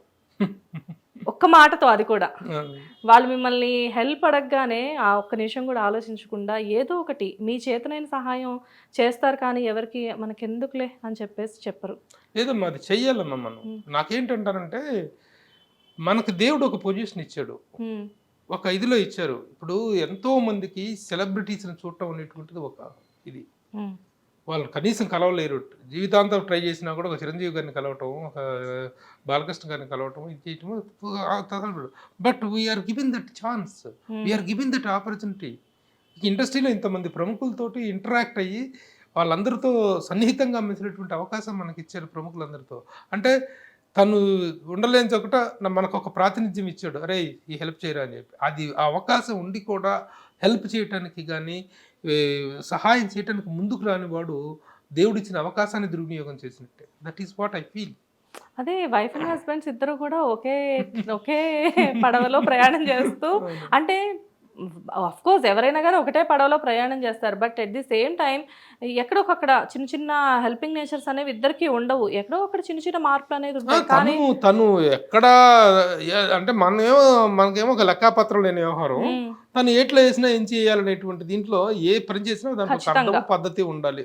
ఒక ఆదర్శమైనటువంటి గృహిణి, ఒక మహిళ ఎలాగా డబ్బు పొదుపు చేయటంలో ఎలాగా ఉండాలో మరి అంత దాన ధర్మాలు చేస్తుంది, వాళ్ళకి వీళ్ళకి ఇచ్చేస్తూ ఉంటుంది. పొద్దున్నే వెళ్ళి వాళ్ళకి డబ్బులు పనిచేసి వచ్చుద్ది, రోజుకి జేబులో 200 300 మాయమైపోతుంటాయి. ఏంటంటే వాళ్ళకి ఇచ్చారని చూద్దాం, very good, well and good. తన సేవింగ్స్ అనుకుంటాయేమో, తనే నా మీద ఆధారపడదు ఎప్పుడు డబ్బుల గురించి. తను సేవింగ్స్ చేయటం, చిట్టీలు వేసుకోవటం, తన సేవింగ్స్ అనుకుంటాయి. తను ఆ విధంగా సెల్ఫ్ ఇదిగా ఉంది తను, కాబట్టి తన డిసిప్లైన్ లో తను చేసుకుంటుంది. తన వర్క్ తను చేసుకుంటూ చిన్న చిన్న చిలిపి దొంగతనాలు మాత్రం మీ పాకెట్ లోంచి అవుతూ ఉంటాయి. అది ఏ వైఫ్ అయినా, ప్రతి ఆడపిల్లైనా ప్రతి వైపు చేయాల్సిందే కదా. అంతే కదా. తన దగ్గర లక్షలు ఉంటాయి, తన సేవింగ్స్ కానీ తన డబ్బులు కానీ తన చీరలు కానీ, కానీ నా జేబులో నుంచి ఒక 1000 రూపాయలు తీసుకుంటే ఉండే ఆనందం తనకి మామూలుగా ఉండదు. అంటే సందర్భం వచ్చింది కాబట్టి చెప్తున్నాను కానీ సార్, సేవింగ్స్ మాకు ఎంత ఉన్నా కానీ హస్బెండ్ పర్స్ అక్కడ కనబడిందంటే అందులోంచి ఎంతో కొంత తీయకపోతే ఆ సాటిస్ఫాక్షన్ అనమాట. అలాంటి చిన్న చిన్న దొంగతనాలు ప్రతి హౌస్ వైఫ్ చేస్తుంది. ఈ దొంగతనాలు కాదు, they are the rights, they feel it the right. అంటే మేమేంటంటే అవి వాటిని దొంగతనంగానే ఫీల్ అవుతాం, ఎందుకంటే చిలిపిగా అనిపిస్తుంది అనమాట. అలాంటివి చేసి ఆ డబ్బులు కూడా పరిస్థితుక్కుంటూ డబ్బులు పెట్టాను ఏమని ఎత్తుక్కుంటుంటే ఆ చూసి ఆనందించే చిన్న శాడిజం ఉంటుంది. శాడిజం, ఎస్, అందులో ఆరితేరిన వాళ్ళు. బాగుంది సార్. అంటే ఇంట్లో కూడా మీకు మంచి ఎంటర్టైన్మెంట్ అవుతూ ఉంటుంది అనుకుంటా. పిల్లలిద్దరికి పెళ్లిళ్ళు అయిపోయాయి కదా, సో ఇంట్లో మీరు ఇద్దరే, ఇంత పెద్ద ఇంట్లో ఎలా టైం పాస్? 3 bedroom ఫ్లాట్ బాగుంది కదా సార్, ఏమైంది పెద్ద ఎస్ఎఫ్టీతో ఉంటే ఇల్లు. ఇంత పెద్ద ఇంట్లో మీ ఇద్దరు ఎప్పుడైనా గొడవలు పడ్డాం? ప్రతిరోజు పడతారా? ఎవరు ఎక్కువగా అంటే త్వరగా కాంప్రమైజ్ అయ్యేది? నేనే పెద్ద సెలబ్రిటీ, స్టార్ దగ్గరికి వెళ్ళి ఇవన్నీ అడిగితే ఆ మేడం ఇది ఏంటి కామన్ జర్నలిస్ట్, ఇది రీడర్ పెద్ద ఇంట్రెస్టింగ్ మ్యాటర్. అలా కాదు సార్, మీరు అలా అనుకోకూడదు. ఎందుకంటే ప్రభు గారి గురించి తెలుసుకోవాలన్న ఇంటెన్షన్ చాలా మందికి ఉంటుంది. అండ్ ఫస్ట్ ఆఫ్ ఆల్ ఏంటంటే ప్రభు గారి గురించి తెలుసుకోమా, దీంట్లో ఈ డీటెయిల్స్ సరే ఒకటి చెప్పండి సార్, నేను ఇది కూడా తెలుసుకోవాలి. మీరు చెప్పండి, ఫస్ట్ ఎవరు కాంప్రమైజ్ అవుతారు? ఎవరు రైట్ అనిపిస్తే వాళ్ళు కాంప్రమైజ్ అవుతారు ఎప్పుడైనా సరే. మీ ఇంట్లో కూడా మీకు మీ ఆయనకి ఏదైనా గొడవ వచ్చింది అనుకో, నువ్వు రైట్ అయితే నువ్వే కాంప్రమైజ్ కాని అవసరం లేదు. When you feel that you are right, you stand by that. ఆ తర్వాత అప్పటికి కొంచెం అది కాంట్రవర్సీ అయినప్పటికీ తర్వాత ఆ రైట్ ఎవరు రైట్ అనేటువంటిది అవతల వ్యక్తి రియలైజ్ అయితే దెర్ ఇస్ నో, ఇక్కడ నేను రైటు వాళ్ళు రైటు, తను గెలిచిందా నేను గెలిచిందా, ఈ గేమింగ్ అవసరం లేదు, డామినేటింగ్ గేమింగ్ అవసరం లేదు. సో ఏదైనా కానీ అక్కడికక్కడ సమస్యని వెంటనే సర్దుమణుకుతుంది అనమాట, ఏదైనా కానీ. అంతే. ఓకే. అండ్ ఇప్పుడు అంటే ఎక్కువగా పిచ్చి పనులు చేసేది నేనే కాబట్టి నేనే కాంప్రమైజ్ అవుతాను. ఎందుకంటే మన దగ్గర ఉన్న కళలు మామూలు కళ కావు కదా, సకల కళలు ఉన్నాయి కాబట్టి చేసేది పిచ్చి పనులు చేసేది నేనే కాబట్టి నేనే కాంప్రమైజ్ అవుతా. అది తన అప్పర్ హ్యాండ్ అవటం కాదు, నేను రియలైజ్ అవటం. Okay. That is what. So మీకు కూడా తెలుసు అనమాట అయితే ఎక్కడ తగ్గాలో ఎక్కడ నెగ్గాలో అని చెప్పేసి. Okay. And back to industry. So అసలు మీరు చేసిన వర్క్స్ అన్ని అంటే ఎన్నో చేశారు మీరు, లైక్ అసిస్టెంట్ డైరెక్టర్ కానివ్వండి, జర్నలిజం కానివ్వండి, అండ్ డైరెక్షన్ కానివ్వండి, మూవీస్ చేశారు, సీరియల్స్ చేశారు, అన్నీ చేశారు. మీరు చేసిన వాటన్నిటిలో అండ్ రైటర్ మంచి మంచి బుక్స్ రాశారు, మంచి మంచి స్టోరీస్ ఇచ్చారు. మీరు చేసిన వాటన్నిటిలో కూడా మీకు ది బెస్ట్ అని మీకు మనసుకి మా సంతోషాన్ని కలిగించిన ఒక విషయం? So many things. ఇప్పుడు నేను స్వర్ణయుగంలో అన్నపూర్ణ అని ఒక పుస్తకం రాశాను. అది 1993లో రిలీజ్ అయింది ఆ పుస్తకం. ఓకే. ఆ పుస్తకం ఏమిటి, అన్నపూర్ణ పిక్చర్స్ ప్రైవేట్ లిమిటెడ్ అనేటువంటి సంస్థ యొక్క చరిత్ర. అన్నపూర్ణ పిక్చర్స్ కూడా మీకు మంచి ఆహ్వానం వచ్చి మీరే చెయ్యాలి అంటే ఎంతో మంది గురించి అడిగితే అంటే ఒక పేరు రిఫర్ చేయమని చెప్పేసి అంటే ఆ టైంలో మీరు ఎంతో మంది గొప్ప గొప్ప వాళ్ళ పేర్లు చెప్తే వీళ్ళందరూ కాదు మీరే కావాలి అని చెప్పి మిమ్మల్ని అడిగి మరీ తీసుకున్నారని ఆ చెప్పేసి. వ్యక్తి ఎవరు? అక్కినేని నాగేశ్వరరావు గారికి గాడ్ ఫాదర్ లాంటి దిక్కుపాటి మధుసూదన్ రావు గారు. ఎస్. అన్నపూర్ణ పిక్చర్స్ సంస్థ చరిత్ర. ఆ సంస్థ చరిత్రని నేను రాయగలిగాను. అంతటి పెద్ద సంస్థ అది. వరుసగా సూపర్ డూపర్ హిట్ సినిమాలు ఇచ్చి తెలుగు సినిమా యొక్క ప్రతిష్టను ఒక ఉన్నత శిఖరాలకు తీసుకెళ్ళినటువంటి సంస్థ. ఎక్కడి దొంగరాముడు, ఎక్కడి తోడికోడళ్ళు, వెలుగు నీడలు, డాక్టర్ చక్రవర్తి, విచిత్ర జీవితం, చాలా సినిమాలమ్మా, అద్భుతమైన సినిమాలు. అలాంటి సినిమాలు తీసినటువంటి ఒక సంస్థ చరిత్ర రాయమని చెప్పి నన్ను అంతటి సంస్థ అధినేత దిక్కుపాటి మధుసూదన్ రావు గారు, ఆయన చూస్తే అక్కినేని నాగేశ్వరరావు గారు, సావిత్రి గారు, మొత్తం ఎస్సి రాజేశ్వరరావు గారు, ఇలాంటి వాళ్ళందరూ కూడా అదిగో ప్రిన్సిపల్ గారు వస్తున్నారని చెప్పి ప్రిన్సిపల్ గారు పేరే ప్రిన్సిపల్ అని పెట్టారు. ఆయన వస్తుంటే కనుక అల్లరి స్టూడెంట్స్ కనుక గదుల్లోకి పరిగెత్తిపోయి కామ్గా ఉంటారు, చదువుకుంటారు, పుస్తకాలు తిరగదు. అదే పరిస్థితి అక్కినేని నాగేశ్వరరావు గారిది, సావిత్రి గారు, సూర్యకాంతం గారు, వాళ్ళందరూ ఆర్టిస్టులు అందరూ, గుమ్మడి గారు, వీళ్ళందరూ చాలా స్ట్రిక్ట్ గా, అంత స్ట్రిక్ట్ మాస్టర్ ఆయన. అలాంటి వ్యక్తి నన్ను పిలిచి మా సంస్థ చరిత్ర రాయండి అని చెప్పేసి అడిగితే అంతకు మించిన గౌరవం ఉందమ్మా. అంతకు మించిన గౌరవం నిజంగా అసలు అది రాశాను. ఆ పుస్తకం స్వర్ణయుగంలో అన్నపూర్ణ. ఆ పుస్తకం 1993 ఆగస్టు 11న రవీంద్ర భారతిలో రిలీజ్ అయింది. దానికి చీఫ్ గెస్ట్ గా వచ్చినటువంటి వ్యక్తి ఆనాటి ముఖ్యమంత్రి కోట్ల విజయభాస్కర్ రెడ్డి గారు, డాక్టర్ సి నారాయణ రెడ్డి గారు. నా పుస్తక ఆవిష్కరణ సభకు నారాయణ రెడ్డి గారు అధ్యక్షులు. ఎంతో మంది ప్రముఖుల మధ్య ప్రముఖులు, మామూలు ప్రముఖుల స్టేజ్ ఆ డయాస్ మీద మీరు వాళ్ళందరి మధ్యలో మీరు కూడా ఒక వ్యక్తిగా ఉండి అంటే వాళ్ళందరినీ డయాస్ మీదకి పిలుస్తున్నారు, నన్ను కూడా పిలిచారు. డయాస్ మీదకి వెళ్తుంటే ఈడేవుడు అక్కడ ఉన్న వాళ్ళంతా మహామహులు, వీడేవుడు ఆటోగ్రాఫ్ కోసం ఫోటో కోసం వెళ్తున్నాను అనుకుని నన్ను ఆపేశారు సెక్యూరిటీ వాళ్ళు, సీఎం సెక్యూరిటీ వాళ్ళు. ఆపేస్తే అప్పుడు దిక్కుపాటి మధుసూదన్ రావు గారు, అతనే ఆ పుస్తక రచయిత అని చెప్పి నన్ను డయాస్ మీదకి తీసుకెళ్ళి కోట్ల విజయభాస్కర్ రెడ్డి గారికి పరిచయం చేస్తే, నువ్వటయ్యా ఈ పుస్తకం రాసింది, ఎవరో అనుభవజ్ఞుడు రాశాడు అనుకున్నాను. అప్పటికి నాకు 33 years. అప్పుడు నువ్వా ఎంత రాసింది, చాలా బాగా రాసావయ్యా అని చెప్పి ఆయన నాకు చాలా ఘన సన్మానం చేశారు. జీవితంలో తొలి సన్మానం అది. So that was wonderful moment. అలాగే ఇప్పుడు ఈ పుస్తకం చిరంజీవి గారు ముందు మాట రాసి చిరంజీవి గారు ఆవిష్కరించినట్లు పుస్తకం శూన్య నుండి శిఖరాగ్రాలకు 24 సినీ ప్రముఖుల తొలి అడుగులు అనేటువంటి ఈ పుస్తకం. ఇది నేను రాసిన ఇంటర్వ్యూల సంకలనం. అది ఆ 24 మందే కాకుండా ఇంకా చాలా మంది ప్రముఖులు పార్ట్ 2 తీసుకొద్దాం అనుకున్నాను. కానీ ఈ పుస్తకానికి సేల్స్ లేవు. 2 లక్షలు పెట్టి నేను ఆ పుస్తకం ప్రింట్ చేయిస్తే పుస్తకానికి సేల్స్ లేవు అమ్మా. పుస్తకాలన్నీ కొనడం మానేసింది పబ్లిక్ చెప్తున్నా. కాబట్టి release of this book is a very great event. Chiranjeevi గారు పుస్తక సభకి ముందు దానికి ముందు మాట రాయటమే కాకుండా ఆయన చీఫ్ గెస్ట్ గా వచ్చారు. ఈ బుక్ 2 పేజీలు చదివాను సార్. మీరు వచ్చాక బుక్ ఇచ్చారు నాకు. 2 పేజీలు చదివి నేను అడిగేశాను కదా మిమ్మల్ని, సార్ నాకు ఈ బుక్ కావాలి. గ్రేట్ మూమెంట్స్ అంటే ఏంటంటే, ఒకసారి నాకు మురళీమోహన్ గారు ఫోన్ చేశారు. ఫోన్ చేస్తే నేను మురళీమోహన్ గారికి ఫోన్ చేశాను. ఫోన్ చేస్తే, ఏంటి ప్రభు, నేనే నీకు చేద్దాం అనుకున్నాను ప్రభు, నువ్వే చేసావు అని అన్నాడు. ఏంటి సార్, నాకెందుకు చేద్దాం అనుకున్నారు సార్ అన్న. ముందు నువ్వు ఎందుకు చేసావో చెప్పు అన్నాను. ఎవరో రియల్ ఎస్టేట్ వాళ్ళు మిమ్మల్ని గెస్ట్గా రమ్మని చెప్పేసి పిలుద్దాం అన్నారు సార్. సరే అది వెళ్దాంలే, ఓకే, మరి మీరెందుకు చేద్దాం అనుకున్నారు సార్ అన్న. అంటే ప్రభు, నా లైఫ్లో నేను ఒక పుస్తకాన్ని 2 పేజీలు 3 పేజీలు మీరు చదివి అలవాటు, బుక్ రీడర్ని కాదు నేను, నాకు పెద్దగా చదివి అలవాడితే 2-4 పేజీలు చదివితే నిద్ర వచ్చేస్తుందా. కానీ నువ్వు రాసిన ఈ పుస్తకాన్ని మాత్రం ఫస్ట్ పేజ్ టు 500-600 పేజీల పుస్తకాన్ని first page to last page వదలకుండా చదివాను 2 వారం రోజుల పాటు. ఎంత బాగా రాసావు ప్రభు అని అప్రిషియేట్ చేస్తే మురళీమోహన్ గారు లాంటి వ్యక్తి, అంత thespian person. These are the great moments.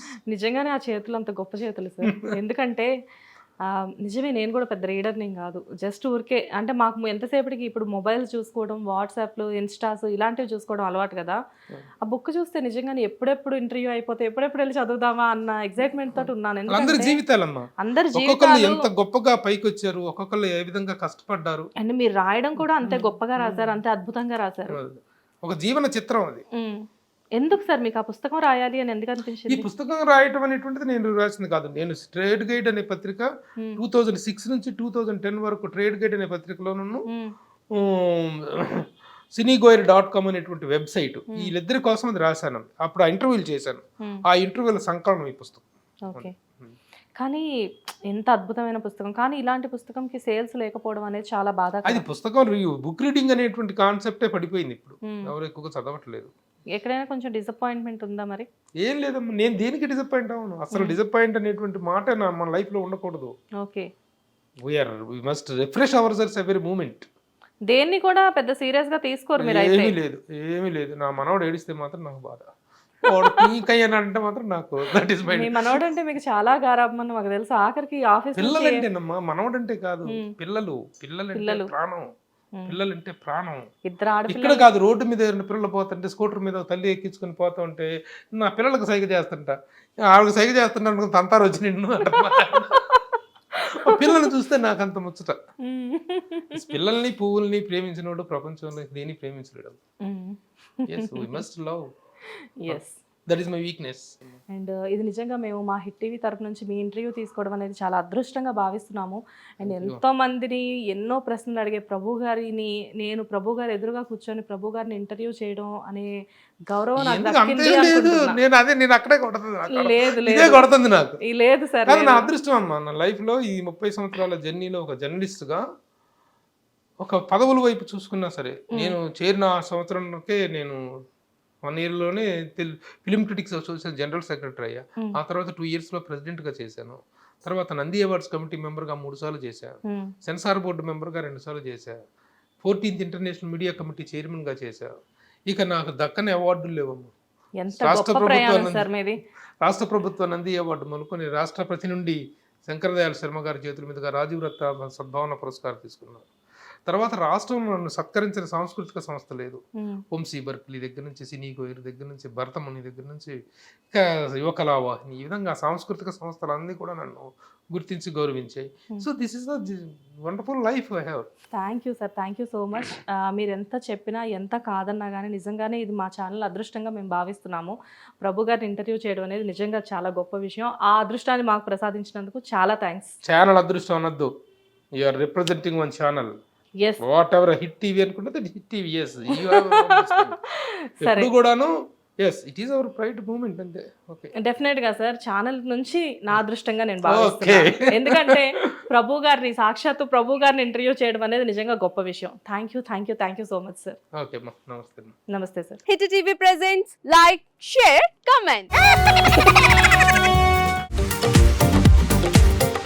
TV వాళ్ళకు కూడా నేను ఒక సర్ప్రైజ్ ఇద్దాం అనుకుంటున్నాను. మీరు మాత్రమే జెస్సీ ఎందుకు అయ్యారు? ఇలాంటి అమ్మాయిలకి పిలవడానికి బాగుంటుంది. చందు సాయికి like you and have a, జనాలకి ఒక పేరు నచ్చిందంటే దీనికి ఒక ప్రాసెస్ ఉంటుంది. ఎందుకు ప్రాసెస్ డైరెక్ట్గా వెళ్ళిపోదాం. ఏదైనా ఒకటి మర్చిపోయినావా నువ్వు? ఏం మర్చిపోయావు? ఏదో ఆ టైంకి మన సుడి బాగుంటే ఎవరన్నా చూపిస్తే రాయగలం కానీ డోర్ టు డోర్ సేల్స్ చేసేవాళ్ళు. శారీ వస్తుంది, శారీలో వెనకాల కట్టుకుని